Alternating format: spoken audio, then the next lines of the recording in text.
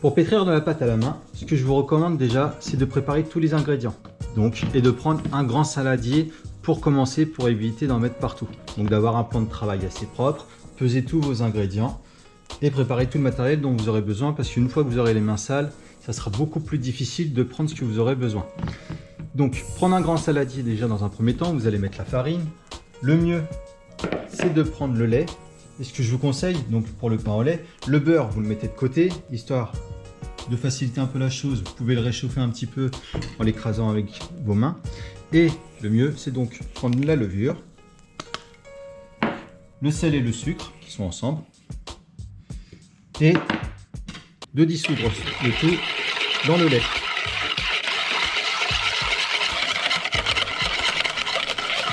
Voilà.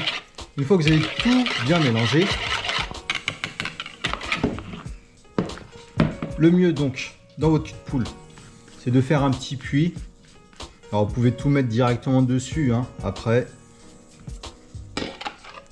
personnellement, c'est une petite préférence pour moi. Vous mettez donc le liquide avec la levure, le sel et le sucre et le lait au centre et vous commencez le mélange avec la main. Donc ne pas hésiter à aller partout sur les côtés, bien prendre la pâte et vous allez voir que la pâte va vite se former.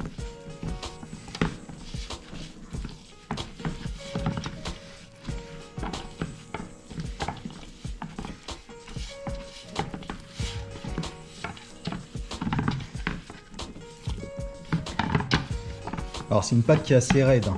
Le pain au lait, ça a une hydratation à environ 62%, donc pour 1 kg de farine, ça prend environ 620 g de lait. Donc assez raide. Généralement, il faut travailler ça avec de la farine de type 45, donc la farine de gruau, que certains appellent la farine de pâtisserie. C'est la farine la plus pure qu'on pourrait trouver en boulangerie, avec une force la plus élevée. Donc, comme votre pâte est assez adhérente, assez collante, n'hésitez pas à bien nettoyer votre saladier, cul de poule, ce que vous avez chez vous, en frottant la pâte partout. Voilà. Donc, on va continuer à la travailler à la main. Le mieux, c'est de travailler avec les deux mains. Donc là, dans un premier temps, sans le beurre, je vous fais voir avec une main.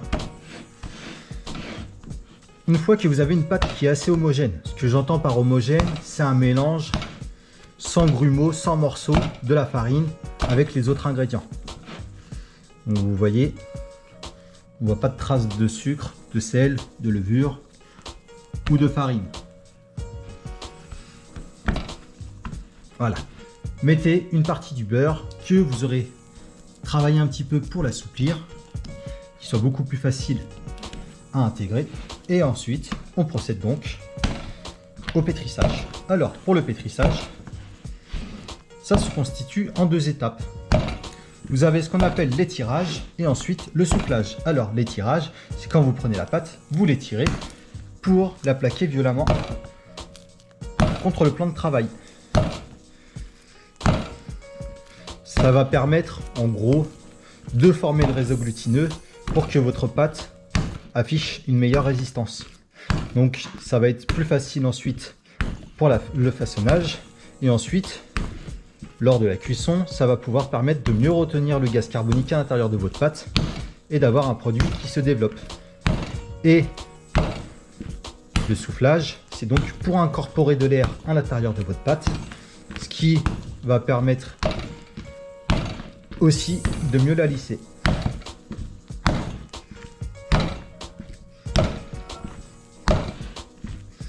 Donc une fois que vous avez déjà dans un premier temps bien mélangé la première partie du beurre, mettez l'autre partie du beurre.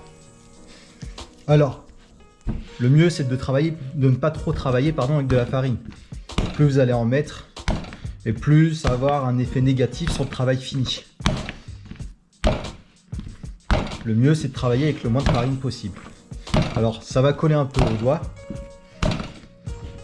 mais ça vous forgera pour la suite du métier. Alors ne pas hésiter aussi de temps en temps, c'est de prendre une corne ou un coup de pâte pour bien racler le surplus.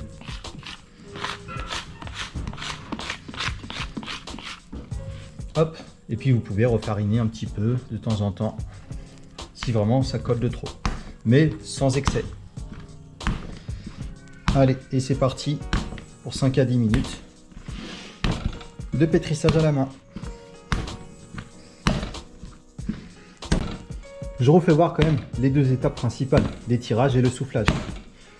Vous attrapez votre pâte de cette façon et vous la retournez et vous la plaquez pour ensuite la replier pour incorporer l'air et vous la reprenez et voilà. Et ainsi de suite. On la reprend, on la retourne, on la plaque et on la replie.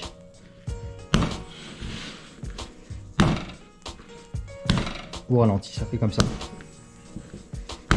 Bien sûr, au ralenti, vous allez y passer du temps. Donc le mieux est d'adopter le bon geste assez rapidement. Et il faut y aller. Voilà. Ça doit bien faire une douzaine de minutes que je pétris. Alors, on le sent à la main. On sent qu'il y a une certaine élasticité qui s'est formée, une certaine résistance. Vous voyez, sans que ça se déchire pour autant. Et même, visuellement parlant, on le voit, la pâte, elle est bien lisse. Qu'est-ce qu'il faut faire pour voir si le pétrissage est réellement fini? Il suffit de prélever un petit morceau de pâte et de vérifier ce qu'on appelle le réseau glutineux. Donc là, on le verra un petit peu mieux à la lumière. On étire la pâte et on voit le réseau glutineux. Ce qui va permettre de retenir le gaz carbonique et de prendre le volume et d'avoir le produit qu'on désirait à la fin de la cuisson. Voilà, donc pour rappel en ce qui concerne le pain au lait, une fois qu'il est pétri, laissez la pâte se reposer, ce qu'on appelle le pointage, pendant une petite heure. Ensuite, procédez au détaillage et mise au froid, un froid positif, c'est toujours mieux, pour procéder ensuite au façonnage et laisser un après d'environ 1h15, 1h30. Voilà, j'espère que ça ira pour tout le monde.